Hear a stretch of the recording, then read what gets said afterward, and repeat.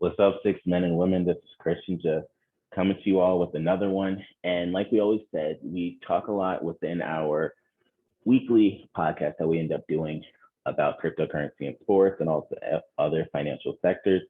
But in some previous episodes, we mentioned cryptocurrency exchanges, but we didn't necessarily go into what those cryptocurrency exchanges are.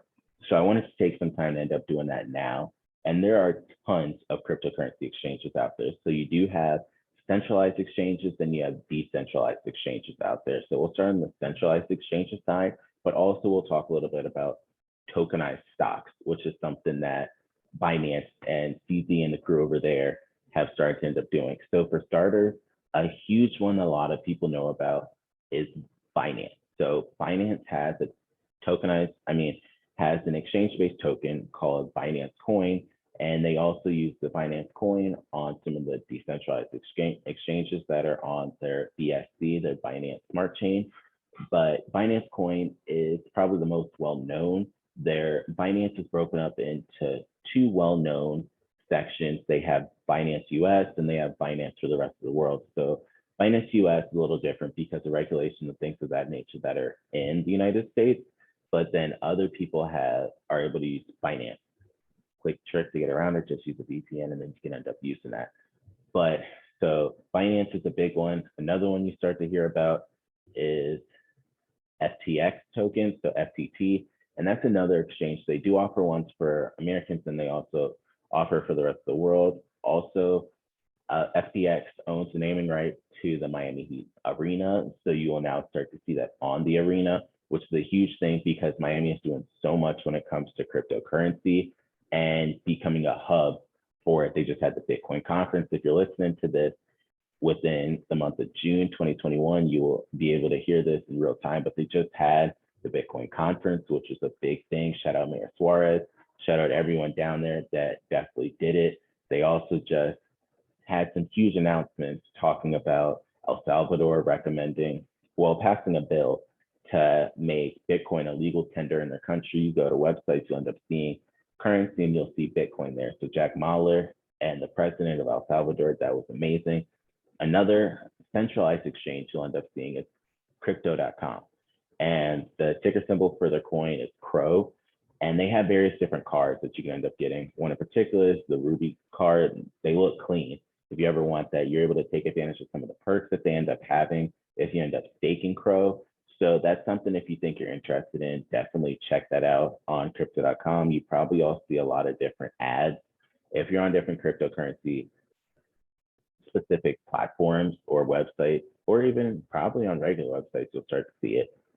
So that's another big thing. Thank you to Google for allowing cryptocurrency ads moving forward in the future. So another one you have is Huobi. So you can check that out. That's another big website that people end up starting to use. And another one you'll see Uniswap, or also you have OKB, which is OKX token. You have KuCoin token. That's a website that a good amount of people use. And that's another website that also has an app. So a lot of people are always on the go. So you end up seeing that.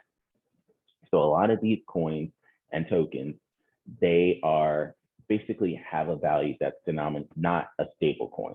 And then we'll try and scroll down and you'll end up seeing some other cryptocurrencies that do have a value that is basically pegged to the dollar or another currency. So it's a stable one. But then you have KuCoin token, which is another big thing. And then keep scrolling down, you have LA token. So I'll mention some for Americans that they can get involved in. LA token is one that I definitely have dipped and dabbled with. And then you have Buybox, you have Tiger Cash. That's another one that some people do know about and are familiar with. BKX, that's another exchange that some of these just make sure you do have VPNs for if you are in America and then you don't want to end up having anything happen or you end up being blocked from those websites or not being able to use them. But that's basically a lot of the centralized exchanges that you end up having here. So another main one that people will start to hear about, or if you haven't, that's a stable, is Gemini. So their ticker symbol is GUSD. I'll type it in for everybody just so they can end up seeing that too. But so Gemini dollar, Gemini uses it, but also BlockFi uses it. And BlockFi is something that a lot of Americans will start to use.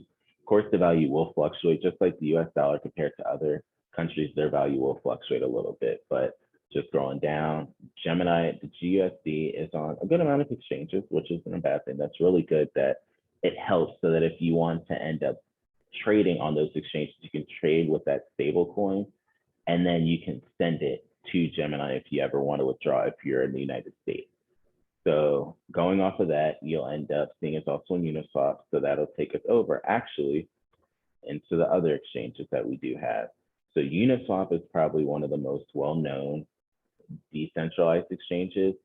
And that's something I do like, decentralized exchanges. Not everyone understands how to use them, but it's something that I do recommend people try to check out because with centralized exchanges, you have a middleman. So you're paying fees to the middleman that way. Whereas with decentralized exchanges, more so you'll have like your minor fees, your fees just end up exchanging between the two. So it is a little more risky trading on decentralized exchanges because you're able to just make up and create any type of cryptocurrency there. So sometimes there will be scams, just be aware of that and make sure you do know about that. But other decentralized exchanges that people do know about is PancakeSwap. So PancakeSwap, that's on the Binance Smart Chain. You will start to see a lot of rug pulls there. So just make sure you do your research in terms of that. But that is another larger cap cryptocurrency. You have SushiSwap. SushiSwap did have its issues at one point, but a lot of it has started to kind of be worked out to a sense that people will start doing their own due diligence. In the beginning, a lot of people just trusted in and thought that that's something that they can end up just believing in, but you have to vet and check everything for yourself. The biggest thing in cryptocurrency you will start to see is DYOR. So just always do your own research. And something I was joking about with Steven on the podcast is Burger Swap. So you'll see Burger Swap is here, Quick Swap is here as well. These are all just different decentralized exchanges that I recommend anybody trying out. Light, I just randomly came down to this one because this is something that I do have as well. IDEX is a pretty cool one too. Just make sure you're always connecting your wallets on these. Sake is another one that people end up hearing about. Some people might call it Sake token, but Sake. And as you just keep going down, you'll start to see a lot of different cryptocurrencies that way. So one that I will just mention to everybody as we continue to move forward is looking at Hathor Swap. This is not me saying to end up doing it, but this is something I've started to hear more about. Hathor is working to have zero fees and you'll be able to swap that way. You'll also be able to create your own token on that exchange as well. But so this is just a quick little video. I wanted to just explain to everyone the difference between centralized exchanges and decentralized exchanges. You can also check out our Instagram or Facebook and just see more of a breakdown of what centralized and decentralized exchanges are. But centralized, you always have that middleman in place, so you will be paying fees that way. Decentralized, you'll have more different cryptocurrencies there, but it is a little bit more riskier. So just always make sure you're not just clicking away. Make sure you're doing your own research when it comes to that, and just start to study the markets and see different things. Don't just listen to this video, listen to other videos as well, just so you can get a better understanding of the cryptocurrency market. Again, cryptocurrency has only been around for 10 to 12 years, so it's still relatively new when you look at other things within the world we live in. But just do your research. That's always going to be an extremely helpful thing. Make sure to look at circulating supply and market cap of cryptocurrencies, and then look at price so you can get a better understanding of what a large cap is, a medium cap, and a small cap is. But that's basically everything we got here. Any questions, always hit us up. Email address will be down below, or you can hit us up on social media, Steven_Springs. We got next podcast or Ayo Shifty on Twitter. Catch y'all later.